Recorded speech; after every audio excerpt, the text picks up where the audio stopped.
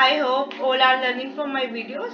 इन last class जैसे मैंने आपको शू प्रिंट के बारे में बताया था, उसका ब्रीफली इंट्रोडक्शन दिया था, कौन कौन से हमारे प्रिंट होते हैं, कैसे हमारे प्रिंट आते हैं।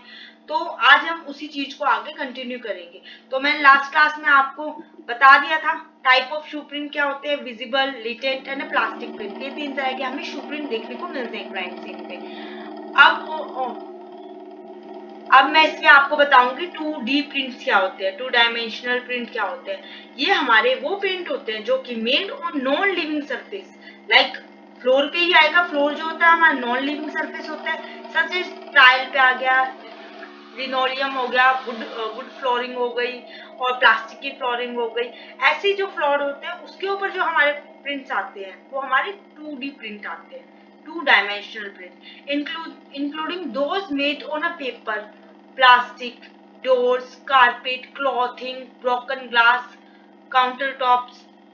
ये तरह के प्रिंट सारे के सारे होते हैं, जैसा आपको इस पिक्चर में आराम से विजिबल होगा, है ना, कि लाइक नॉर्मल फ्लोर पे प्रिंट आया हुआ है, डस्ट वगैरह इसे कैरी कर रखा है और क्या नाम है, आपको इजीली दिख रहा है, लाइटिंग वगैरह मार के आप देख पा रहे हो उसको। फोटोग्राफी या बहुत सारी टेक्निक होती है हमारी, पाउडर टेक्निक जो हमारी फिंगरप्रिंट की होती है, उनके अंदर माइक्रोसिल मिला के हम ये प्रिंट जो होते हैं उसको कैरी कर सकते हैं। अब a large number of both porous and non porous, मतलब जो कि एब्जॉर्ब, क्योंकि पेपर के ऊपर आ रहा है तो पेपर क्या प्रॉपर्टी रखता है अपनी, एब्जॉर्बेंट प्रॉपर्टी होते हैं, तो पेपर के ऊपर भी प्रिंट आ सकता है ना, ये पोरस सरफेस हो गया।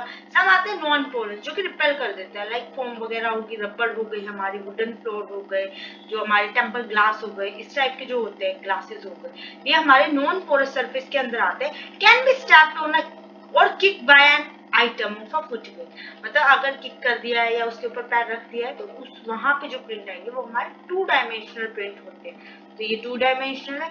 2 dimensional print can be varied because the shoe may contain combination of dust, dirt, soil, residue, cream, oil और blood। लाइक ये आपको पूरी कास्टिंग हमने करके दिखा कि हमने ये प्रिंट कैसे ले लिया, बट जो ओरिजिनलिटी में जो हमारा शू प्रिंट दिखता है, इस आपको इस पिक्चर में इजिली विजिबल होगा कि ये हमारा शू प्रिंट है, क्लियरली विजिबल है। Makes the method of recovering harder, मतलब इसको मतलब हमें रिकवर करना बहुत टफ हो जाता है, लाइक ये सिर्फ कपड़े के ऊपर है ना, क्लॉथ के ऊपर आया है, ये हमारा थोड़ा सा पोरस सरफेस भी हो गया और इसके ऊपर अब इसे हम रिकवर करेंगे ना, ये हमारे लिए टफ हो जाता है, तो हम कोशिश करते हैं इसकी फोटोग्राफी करके उससे काम कर ले, या फिर हमें रिकवर तो करना ही पड़ता है, पर थोड़ा सा टफ होता है, रिकवर हो जाता है। Some prints can be highly visible, other can be latent। कुछ जो प्रिंट्स होते हैं ना वो इजिली विजिबल हो जाते हैं, बट जो हमारे लेटेंट प्रिंट होते हैं, जो मैं लेटेंट प्रिंट बता रही हूँ, वो आपको थोड़ी सी मेहनत करनी पड़ती है, बट आपको वो भी दिख जाते हैं।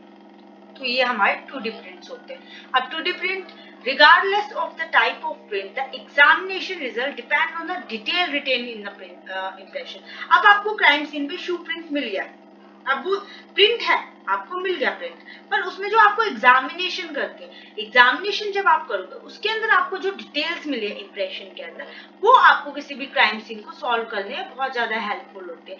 लाइक आपको इसमें दिख रहा होगा ये शू प्रिंट का पूरा डिजाइन है, ठीक है ना। अब सेम डिजाइन का जो होगा हर कोई तो नहीं बनाता होगा, तो ये जो डिजाइन होगा आपके प्रिंट ये आया हुआ है, अब इस प्रिंट पे आपको क्लियरली विजिबल है पूरा डिजाइन, तो आप उससे बता सकते हो कौन सा ब्रांड का है, कौन सा मतलब क्या साइज है ना, साइज भी लिखा होता है, ये छोटा सा लिखा हुआ है कॉर्नर में। अब आपको, मेरे को भी नहीं विजिबल, आपको भी नहीं होगा, पर साइज भी आ जाता है। ये सारे के सारे जो होते हैं हमें बताते हैं कि कौन सा प्रिंट है, क्या प्रिंट है। अब देखो इसमें बहुत सारे नंबरिंग वगैरह है, 50 लिखा हुआ है, यहाँ पे भी कोई नंबरिंग है, तो ये सारे के सारे आपको ब्रांड वगैरह बताने में हेल्प करता है कि ये कौन सा शू प्रिंट है। और क्योंकि शू प्रिंट का कोई डाटा तो रखता नहीं है, बट जो कंपनियां होती है मैन्युफैक्चर वो रखते हैं। अब उससे पता चलेगा ये डिस्ट्रीब्यूट कहाँ हुआ है, जहां जहां ये डिस्ट्रीब्यूट होता है उसके थ्रू हम लगा सकते हैं अंदाजा कि अच्छा, मतलब जहाँ पे क्राइम कमिट हुआ है ऑलमोस्ट हम वहीं के आसपास की शॉप में देखते हैं इस टाइप का शू है तो ट्राई करते हैं कि अगर उस पर्सन को रिमेम्बर हो जाए कि हाँ ये शू प्रिंट कब किसने लिया, तो ये सारी चीजें हमें बहुत हेल्पफुल होती है और हम किसी पर्सन का भी देख के ले सकते हैं। अब एक और ये आपको दिख रही होगी ये शू प्रिंट, ठीक है, क्राइम सीन पे आपको ये शू प्रिंट दिख रहा है, इजिली विजिबल है। तो ये क्या करता है, अब इसके अंदर क्या है, ये भी एक क्लॉथ पे या पेपर पे है, ठीक है, इस प्रिंट को क्या नाम है, हमने रिकवर कर लिया सीन से। अब नॉर्मली ये बूट है, बूट से इस पे प्रिंट है, इसको अब हमने रिकवर किया, टेस्ट किया। अब हमने टेस्ट किया तो क्या, हमने पहले ये हाफ प्रिंट आया हुआ ना, हाफ प्रिंट, हमें कोशिश करिए कि ये कंप्लीट कैसे होगा। अब इसको पूरे को कंप्लीट कर लिया, ठीक है ना, जैसे आपको इस पिक्चर में दिख रहा है ये कंप्लीट हो चुका है। तो उसको हम फिर टेस्ट करते हैं, इसमें कोई भी आपको अलग से जो हमें देखने को मिलते हैं, लाइक सम हमारी क्या होती है, क्लास करेक्टरिस्टिक होती है, और सम होती है हमारी इंडिविजुअल। तो हम क्लास करेक्टरिस्टिक से तो बता लेंगे कि कौन सी वाली ब्रांड, कौन सी वाली कंपनी का है, पर जो हमारे इंडिविजुअल करेक्टर्स होते हैं वो इंडिविजुअल पर्सन का बता सकते हैं। लाइक कितना वो शूज पहन रखा है, जो पर्सन है वो कैसे वॉक करता होगा, है ना। अगर कोई पर्सन ज्यादा वॉक कर रहा है तो उसके क्या होंगे, ये सारे के सारे पैटर्न जो होंगे घिस जाएंगे, है ना। और वो कैसे चलता है, अगर वो आगे एडी मतलब एडी पे चलता है तो ये हमारे घिस जाएगा वो पोर्शन। अगर इनसाइड पैर का प्रोनोशन की कैटेगरी में वो चलता है तो ये हिस्सा घिस जाएगा। तो ये सारी की सारी चीजें जो होती है ना, हमें इंडिविजुअलिटी, हमें मतलब उसकी डिटेल्स को रिटेन करने के लिए बहुत ज्यादा हेल्पफुल होते हैं, और पर्सन को हम आइडेंटिफाई कर सकते हैं।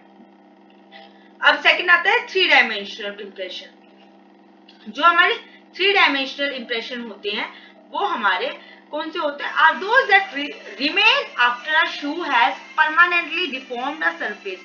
मतलब जो हमारे परमानेंटली किसी सरफेस पे आ गए, 3D मतलब किसी भी मड हो गई, सॉइल हो गया, मड हो गया, है ना, स्नो हो गया, यहाँ पे अगर आप पैर रखते हो तो एक पूरा 3D बन जाता है कि हम उसको आराम से कास्टिंग कर सकते हैं। जैसा आपको इसमें इजीली विजिबल होगा, किसी पर्सन ने पैर रखा तो ये इम्प्रिंट हो गया ना अंदर की तरफ, एक एक आपको फीचर दिख रहा है, क्लियरली दिख रहा है।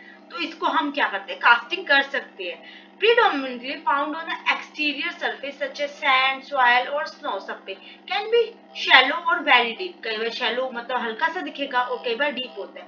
अब इसके हम प्रैक्टिकली, आप अगर MSc में हो या BSc फोरेंसिक में हो सॉरी, तो वहां पे आपने देखा होगा ना कि जो हमारे ये जो प्रिंट होते हैं, हम इसको करने के लिए पहले हम यहाँ से मिट्टी हटा देते हैं पूरी पूरी, उसके बाद हम इसमें डेंटल स्टोन या पीओपी कास्ट कर देते हैं, फिर उसको थोड़े टाइम के लिए मतलब 24 आवर्स के लिए हम उसको छोड़ देते हैं, फिर हम इसको उठाते हैं, रिकवर करते हैं, फिर उसको डस्टिंग रिमूव करते हैं, उसके बाद हम स्टडी करते हैं। तो यही हमारा 3D प्रिंट का पूरा प्रोसेस होता है, ये हमारे 3D इम्प्रेशन होते हैं। अब लाइक वो डस्ट में था, ये स्नो में। अब स्नो के कैसे होंगे, अब ये तो हम सल्फर से करते हैं, मैंने लास्ट क्लास में आपको क्वेश्चंस करवाए थे उसमें बताया था। तो इसमें क्या मेल्टेड सल्फर यूज करते हैं हम इसकी कास्टिंग के लिए। अब स्नो में आपको ये शिमला मनाली गया होगा तो उन्होंने भी बूट्स पहन के बड़े वॉक किए होंगे उसके अंदर, स्नो के अंदर। तो आप देखते हो ना कितने अच्छे से प्रिंट आते हैं। तो ऐसे हमें कई बार क्राइम सीन पे भी देखने को मिल जाते हैं। अब ये देखो, ये तो पूरा डस्ट भी है इसमें, ब्लड वगैरह डस्ट जो भी मानना आपको मान लो, तो उसके साथ भी प्रिंट है और नॉर्मल भी है। तो ये भी पूरी 3D कास्टिंग दे रहा है। अब ये 3D कास्टिंग दे रहा है तो हम इसको आराम से कास्ट कर सकते हैं। तो स्नो में हमारे ऐसे प्रिंट आते हैं और इसमें भी सारी चीजें बहुत ज्यादा क्लियरली विजिबल होती है। अब 3 डायमेंशनल इंप्रेशन, लाइक इस वाले शूज का देख लो। अब ये कंपनी का शूज है, ऐसे बनी हुई इसकी मैन्युफैक्चरिंग है। अब इसके नीचे का पूरा पूरा ये है ना, पूरा पूरा इसका है कि कितने अच्छे से क्या सब बना हुआ है। तो इसके अंदर क्या है, अब ये प्रिंट अगर इस पे आया, 3D प्रिंट बन के आया, तो इसको आप देख रहे हो ना, इसका ये पोर्शन कितने अच्छे से विजिबल है।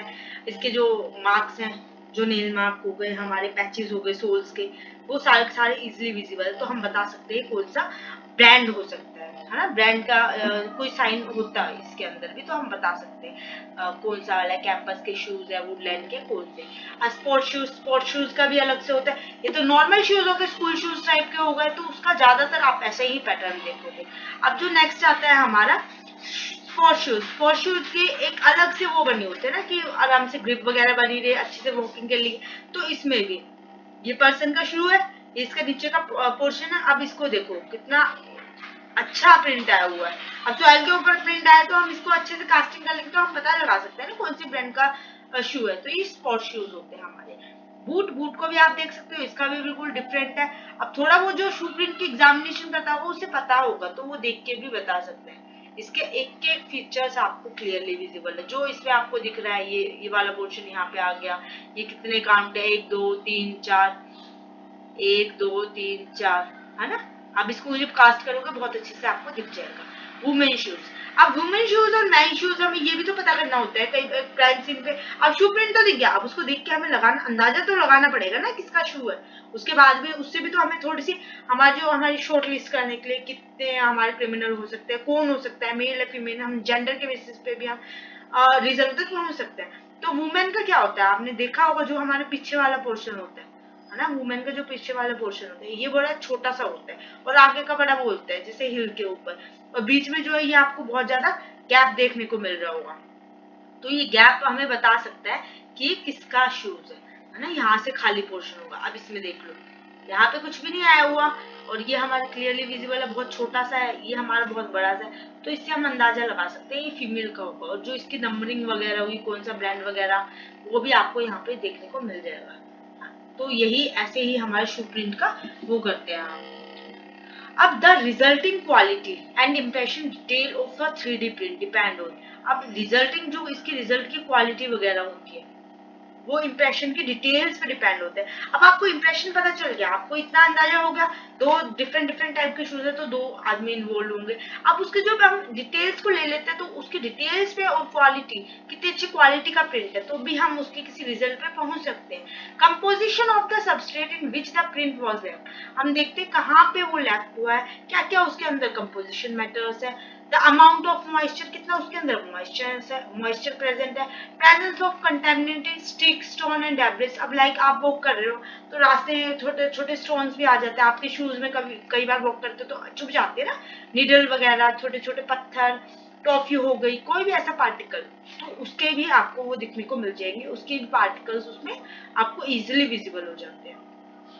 यही हमारा ये 2D और 3D प्रिंट्स होते हैं। अब नेक्स्ट क्लास में हम कवर अप करेंगे फुटप्रिंट एविडेंस कैरेक्टरिस्टिक, जो हमारे फुटप्रिंट के, शू प्रिंट तो हो गया, शू प्रिंट और फुटप्रिंट में ज्यादा डिफरेंस नहीं होता। तो अब हम नेक्स्ट क्लास में फुटप्रिंट को कंटिन्यू करेंगे, इसकी क्या क्या हमारे क्लास कैरेक्टरिस्टिक होते हैं। आई होप आपको सबको समझ आ गया होगा। If you like my teaching way और आपको ये हेल्पफुल है तो please give me a one like and subscribe my channel and share with your loved one or a friends. Thank you so much.